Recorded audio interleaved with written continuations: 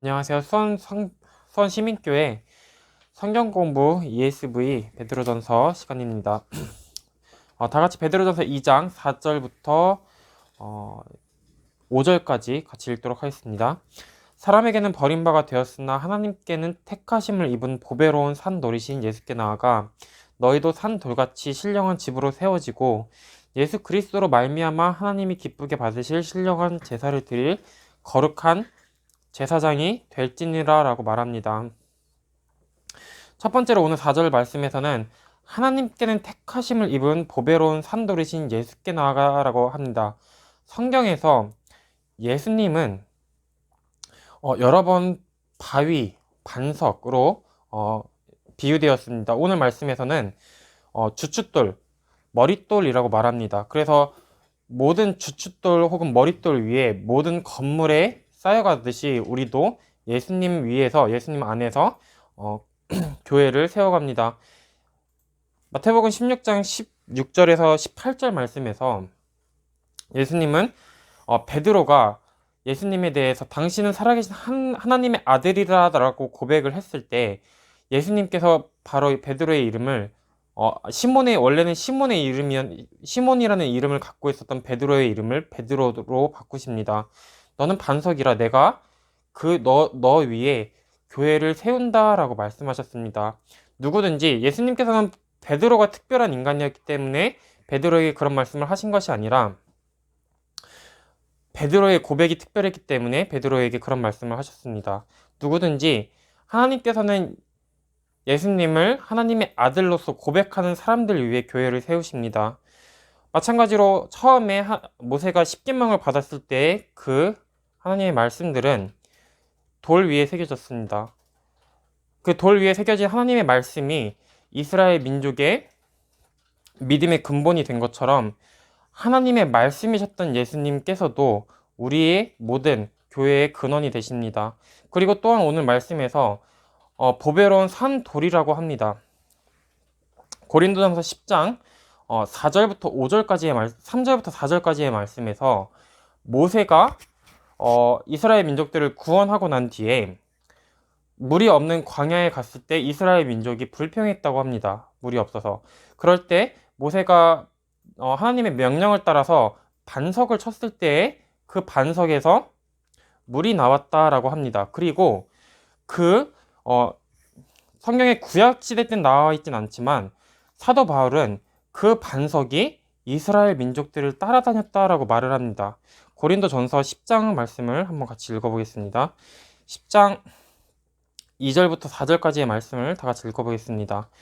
모세에게 속하여 다 구름과 바다에서 세례를 받고 다 같은 신령한 음식을 먹으며 다 같은 신령한 음료를 마셨으니 이는 그들을 따르는 신령한 반석으로부터 마셨음에 그 반석은 곧 그리스도시라 라고 말합니다.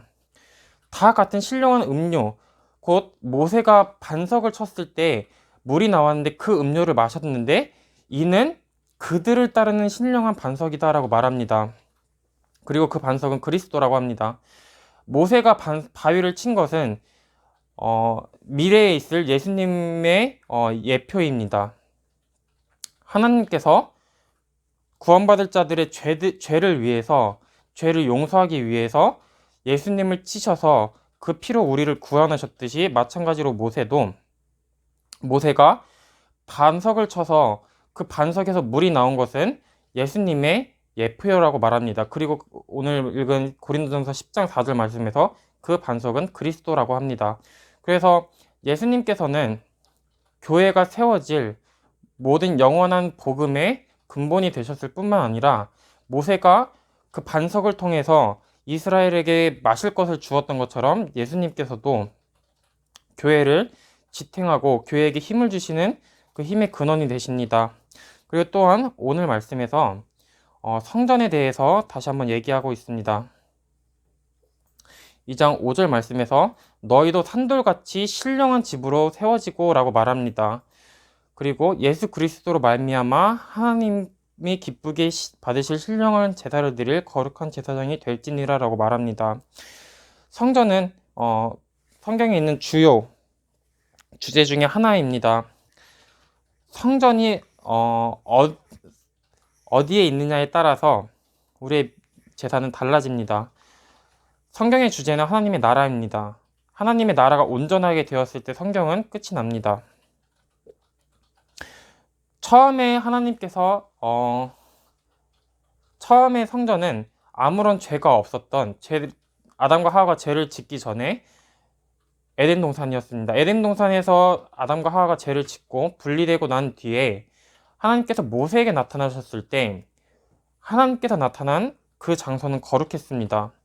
그것이 과거에는 거룩하지 않았고, 그리고 지금 그 장소가, 모세가 있었던 그 장소가 거룩하진 않지만 하나님의 임재가 있었던 그때 그 장소는 거룩했습니다. 하나님의 임재가 있는 곳이 성전이다라고 말합니다. 처음에 모세가, 이스라엘 민족이 모세의 명령을 따라서 여러 가지 지성소와 이런 것들을 지었을 때 하나님의 임재가 있기 전까지는 그곳은 회막이라고 불렸습니다. 모이는 장소라고 불렸습니다. 하지만 하나님의 임재가 있었을 때 그곳은 성전이 될 수 있었습니다. 그리고 마찬가지로 에스겔 10장에서 이스라엘 민족들의 죄로 인해서 하나님의 임재가 떠났을 때 그것이 성전이라고 불렸어도 그것은 진정한 의미로 성전이 아니었습니다. 그래서 시간이 지나면서, 성경 역사에서 시간이 지나면서 하나님의 임재는 점점 더 우리에게 가까이 옵니다. 그리고 요한복음 3장 19절 21절 말씀에서 예수님은 자신의 육체를 성전이라고 부르십니다.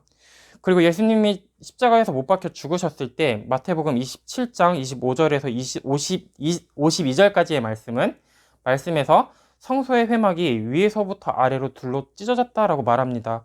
예수님의 죽음으로 말미암아 우리 자신이 제사장이 되어서 하나님께 언제든지 나아갈 수 있는 그런 특권을 우리에게 주셨습니다.